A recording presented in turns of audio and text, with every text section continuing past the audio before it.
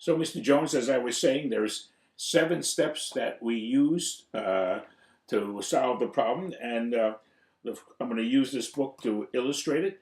The first step, it is, and by the way, there are 7 steps here. So keep in mind, I'm going to ask you to at the end of this conversation, identify the most important steps to you. The first step is to inspect what you would expect. In other words, to look at where your money is going. You'll need to know that before we can identify funds that might be available to help you in retirement. And usually, what comes out of this work is when we have a sophisticated tool to help you track this, so how your money comes in, how your money goes out. And generally, what comes out of this work is we will identify some funds that you didn't know you had available that will help you in your retirement or to reduce debt. Now, the second way we use is an increase in cash flow. What's your definition of cash flow, Mr. Jones? That's right. Here's our definition. Take everything that you have coming in, less everything that you have going out in cash, and the difference is cash flow. Let me ask you this, Mr. Jones. When you file your tax return, did you have to pay some money or did you get a refund? You got a refund, yeah. You know, we were working with somebody last week.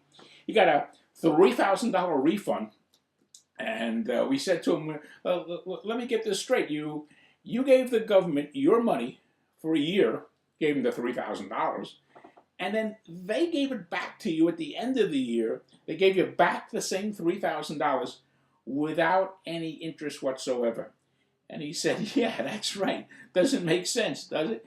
And you know something, it doesn't make any sense. So here's an individual that found, just by eliminating the prepayment of the taxes, he found another $3,000 to invest in his retirement fund. The fourth thing is an emergency fund.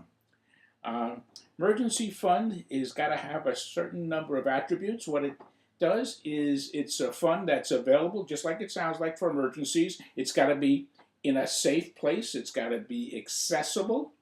It's got to be systematically funded, and it's got to be available to you.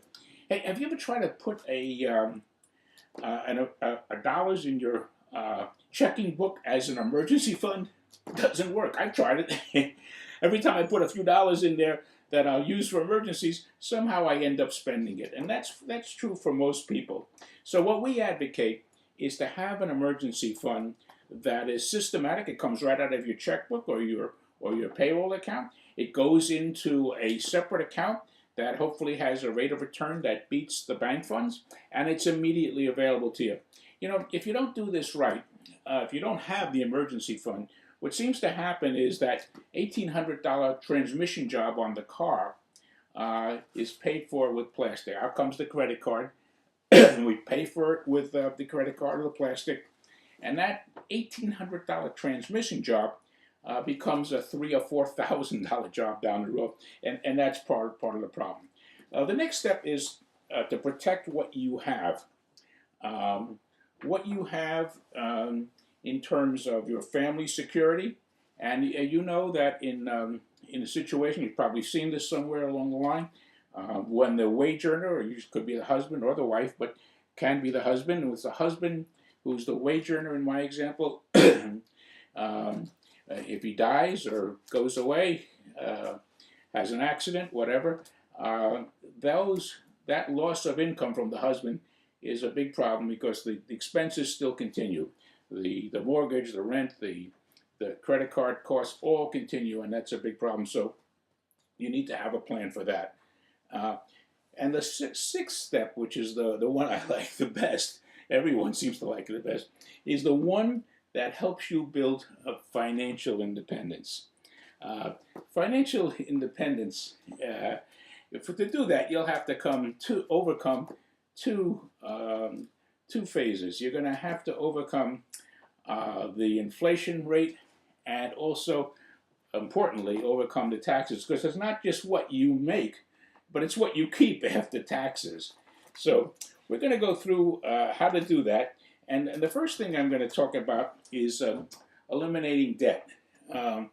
Here's an individual that has mortgage payments of $144,000, Auto loans, $39,000. Credit cards, $10,000. Store cards, $1,200. Paying him off as he would normally. He's out of debt in 26.8 years, a long time. Using our method, which is a sophisticated method of eliminating debt, we would get him out of debt in half the time, about 13.1 years. So that's important. The other thing that's important with it and how you eliminate debt is there's a second way to do it, which is to consolidate, make a consolidated loan. So we're going to talk a little bit about that.